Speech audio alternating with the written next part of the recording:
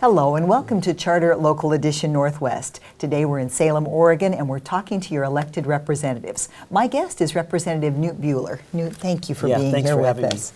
Tell us what your top priorities are this session. Yeah, a few that we feel really strong about. The first, I'm from Bend, so the most important thing for us this session is maintaining the build out of OSU Cascades, which is the new branch campus, the first new university in the state of Oregon in over 50 years. So we're looking for funding to continue the growth of that campus.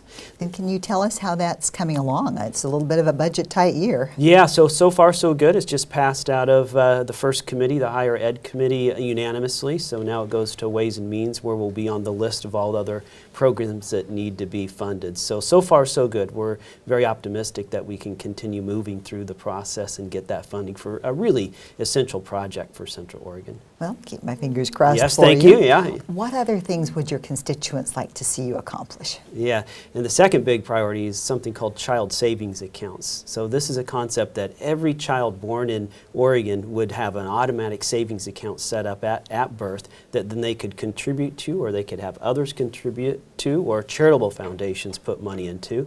And likewise, we could have some public money, but in the current situation in the state, we aren't looking for public money. And those accounts would grow over the next 18 years until they're ready to graduate from high school and use those dollars for either college or for vocational technical training. So, you know, it's nice to see that happen. When I was a child, I remember my aunt and uncle doing that for me. Yes. When I was a baby, and then me being just aware of it about age 5 or so, that people were actually putting money away, and quite a bit had accumulated by the time I got to elementary school, but it was a newborn gift. So that's from a different time. Yes, and my grandmother did the same thing for me. And you can, well, we've written it so you can incentivize. So what my grandma did is if I got honor roll, she'd put $100 in, or if I had perfect attendance, she'd put $50 in. So we have the same structure with this, and it's been done in a few cities around the country with great results. And it's not so much about the money, but it's almost the psychology as expectations, that people want you to plan for the future and that people are hopeful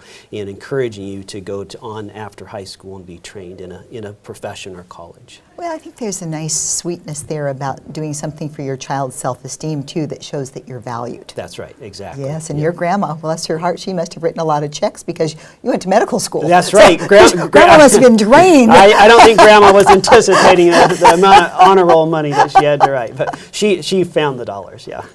Well, with your area of expertise, most of our state lawmakers are not medical doctors, and so how can that help you when you're trying to serve your citizens when it comes to the health care laws? Yeah, in lots of ways. So I'm the only physician in the House. There's one in the Senate. And I think we both really understand the needs of our patients. You know, when we're in clinic, we hear those life stories, we hear the struggles, we hear the needs of our patients. And I think we do a good job of translating that into legislation to help solve the big problems in health care. Well, with the unknowns at the federal level, what does that leave you to do in your power here at the state level? Yeah, a really good question. So the Medicaid expansion that came with the Affordable Care Act is at risk, certainly, for a variety of reasons.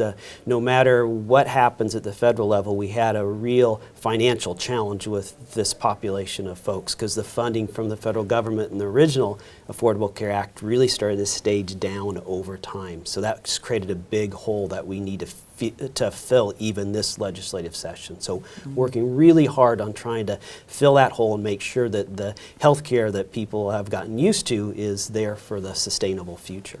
And with possible $2 million shortfall, is that going to be a reality? Yeah, $2 billion.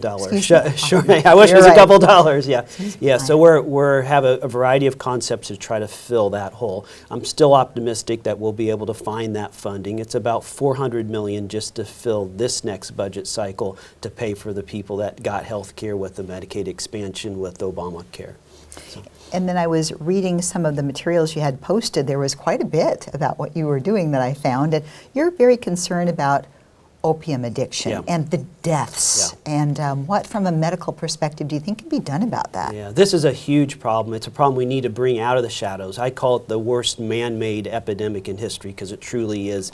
A lot of factors have gone into making this such a big problem. And I say bring it out of the shadows because as I've started talking about and concentrating it in the legislature, even friends have come to me explaining the struggles they're having with their own addiction or more commonly their children's addiction. I'm talking narcotics and heroin mostly. So we passed legislation last session and we're working on more to try to help resolve this problem. No quick fix, but things that we can make, stepwise progress. All right, well, thank you so much for joining us. We appreciate you being here. Thank you, Doctor. Thanks for having me. And thank you for watching. I'm Dana Cowley, and this is Charter Local Edition Northwest.